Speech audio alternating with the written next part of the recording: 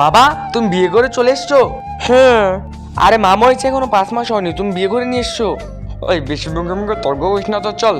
আর হ্যাঁ, তোর মার সাথে তুই গল্প কর, আমি গিয়ে বাসর ঘর সাজাচ্ছি। বুড়ো শখ কত। এই তুই তুই আব্বে এই সালি, তুই আমার বাবাকে বিয়ে করে নিয়ে এসছিস?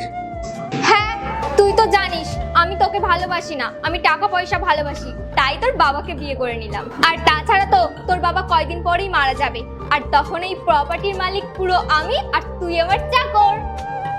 আরে বাহ বাবা বাহ, নতুন নাচতে নাচতে বন্ধুত্ব হয়ে গেল। বাবা তুমি জানো না এই মেয়েটার সাথে আমার। হ্যাঁ হ্যাঁ জানি জানি জানি, আমি সব জানি।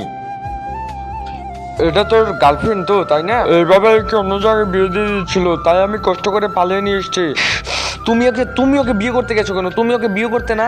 আমি ওকে বিয়ে করিনি, আমি ওকে পালিয়ে নিয়ে এসেছি শুধু তোর জন্য। কি? তুমি বিয়ে করনি তো?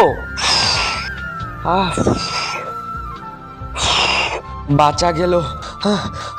সত্যি করে বলো, তুমি বিয়ে করনি তো ওকে? আরে না বাবা, আমি করিনি। আঙ্কেল এইবার একটা কাজ করুন, আমাকে আর বুয়াইকে বিয়ে দিয়ে দিন। আমি তোকে কোনো বিয়ে করবো না।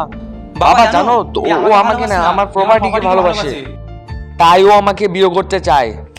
কান খুলে শুনে নে, আমি তোকে কোনো বিয়ে টিয়ে করবো না। আল্লাহর এই ভিডিওটা দেখে যে সরে যাবে তার মনের আশা পূরণ হবে না। আল্লাহর এই ছবিটা দেখে চ্যানেলটা সাবস্ক্রাইব করতে হবে এবং ভিডিওতে লাইক করে দিতে হবে, তাহলে তোমার মনের আশা পূরণ হয়ে যাবে। আর অবশ্যই অবশ্যই এই চ্যানেলটা সাবস্ক্রাইব করতে হবে। ওই তো আমাকে ফোন করে বলেছে যে আমার বাবা মা আমাকে জোর করে বিয়ে দিয়ে দিচ্ছে, আমি আপনার ছেলেকে ভালোবাসি আর আপনার ছেলেও আমাকে ভালোবাসে, ওকে ছাড়া আমি মরে যাব। বাবা ও মিথ্যে বলছে, ও এরকমই। 3 মাস আগে আমি এর সাথে ব্রেকআপ করেছি। আচ্ছা তাহলে কি করবো এখন এর? আঙ্কেল ও মিথ্যা বলছে, আর আমি সত্যি বলছি, ওর সাথে যদি আমার বিয়ে না হয় না, তাহলে আমি এই ঘরে জান দিয়ে দেবো। এই যা যা যা, জান দিয়ে দে, যা যা। বাবা বাবা দেখো, ওর থেকে না আমি একটা ভালো মেয়ে দেখেছি, এই দেখো দেখো কত সুন্দর। আমি সত্যি আমার জান দিয়ে দেবো। এই না না মা, আরে আরে মা, করিস না তা তোর পায়ে ধরছি মা। এরপরের পর্বটি দেখতে চাইলে কমেন্টে নেক্সট পার্ট লিখে যাও।